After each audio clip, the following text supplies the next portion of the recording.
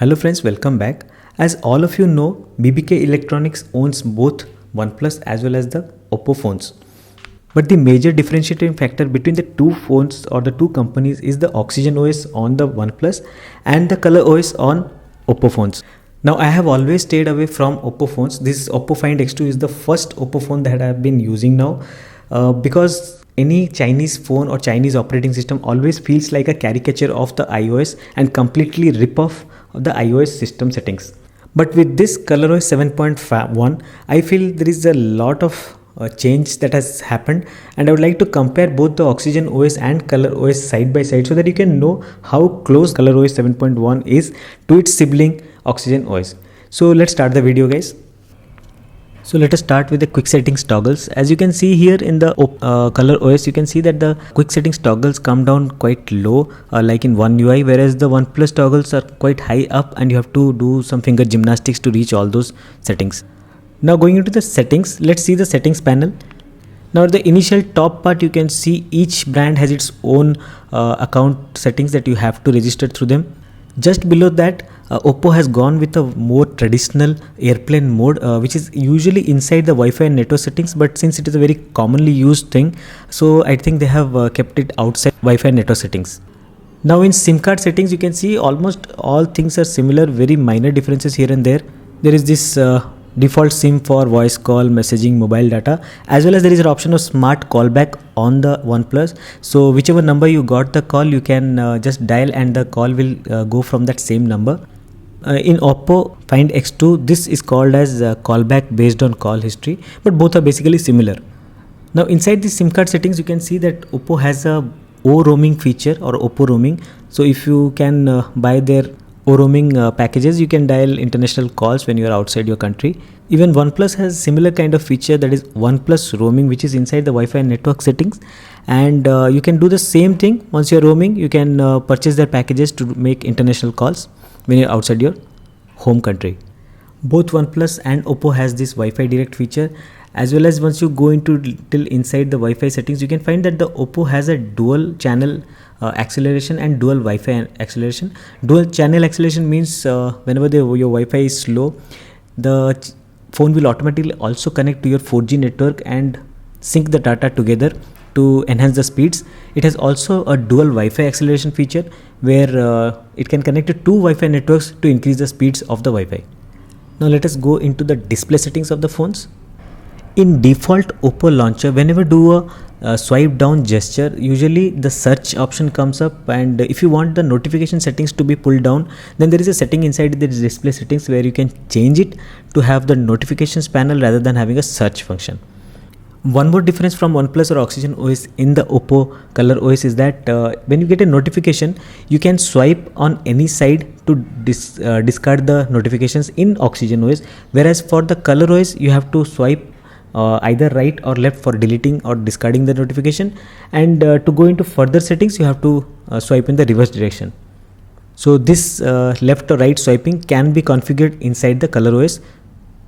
Now regarding notifications, there are a lot of customizations available on the Color OS, which is slightly lesser on the OnePlus. One more advantage of the Color OS is that it has a proper dedicated dark mode, whereas in OnePlus Oxygen OS till now, till the Android 11 comes, you will have to use the dark theme or a theme to have a dark mode. After all these settings, you can come to this screen color mode or screen calibration as it is called in Oxygen OS. You see that in OnePlus there is a lot of settings: vivid, natural, advanced. Under advanced, the AMOLED wide gamut is the most perfect or most punchy looking for this screen quality, whereas in Oppo you will find that there are only three settings, that is a vivid, gentle and cinematic. It doesn't have much more granular control as it is available on the Oxygen OS. But again, once you come outside, you will see that this same settings, that the granular control inside the Oxygen OS, has been shifted out for screen color, temperature, cool, default and warm, which can be controlled from outside, not within this screen color mode. The Oppo Find X2 also has this Vision Engine, SDR video enhancement, as well as video motion enhancement, which is present in the OnePlus 8 Pro. Now beyond these minor differences, there are a lot of things which are almost similar in both these phones. I'll just walk through all the settings in the display And there is an Ultra Vision engine which is present in the Oppo Find X2, which is not available in the OnePlus 8 actually, which is also, but the same thing is available on the OnePlus 8 Pro. Now one more irritating feature of this ColorOS is that whenever you go to wallpapers or customizable wallpapers or themes, you will see that almost everything is a paid category, and there is nothing called free in this theme store or wallpaper store. Then coming to the icons, the icons can be changed. There is something called as icons art and some basic settings where you can change the icons in the phone. Almost similar settings are available on the OnePlus, but there are a lot of free themes available for this OnePlus launcher and the OnePlus phones in the Google Play Store, which is not there in the ColorOS system. Now let's come to the do not disturb settings. As you can see, almost everything is similar in both the phones. There is here and there settings which are distributed here and there, but overall the feature set remains the same in OxygenOS as well as in the ColorOS. Both the phones also have a app locker feature where you can lock your apps with a setting or with a password or your fingerprint. Now in OnePlus there are something called as smart services, that is smart driving, riding mode as well as a smart assistant. Then the ColorOS also has something called as convenience tools, under which there is a press and hold power button to wake up the Google Assistant. There is some navigation buttons. There is assistive ball which is similar to shortcut or accessibility button present on the iOS devices. There is a smart sidebar which is almost similar to the Edge bar on the Samsung phones. And there is this gestures and motions. Under the gestures you can find that navigation gestures which are introduced in the Android 10 are available inside these settings. So these are few features which are present in ColorOS but absent on the OxygenOS.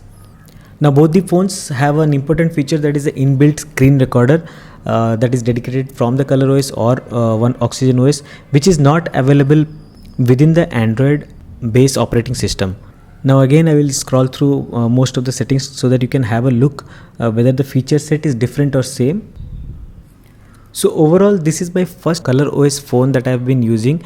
Most of the times I have stayed away from any kind of Chinese phones because they look like copycats of the iOS.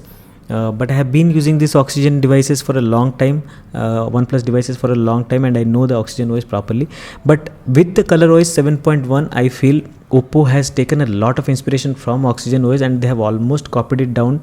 Apart from some bloatware which is always present inside these Chinese phones, the Oppo Find X2 has a lot of bloatware which is completely absent in OxygenOS. But I really appreciate the fluidity and smoothness of the Oppo ColorOS, which is as good as, and sometimes it feels better than the OxygenOS right now. Actually, I'm literally impressed with the ColorOS considering how smooth it is and how well the gestures and the app animations and the app opening speeds. This is one of the most fastest phones on the Snapdragon 865 realm.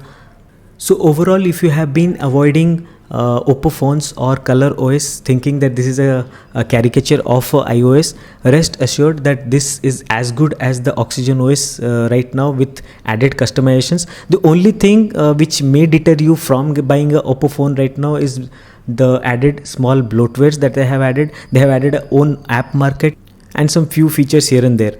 Apart from that, I'm really impressed with the ColorOS and I'm looking forward to the new Android 11 update or the ColorOS 8 that will be launched with the Android 11 update. So stay tuned guys, I'll be posting another video for that very soon.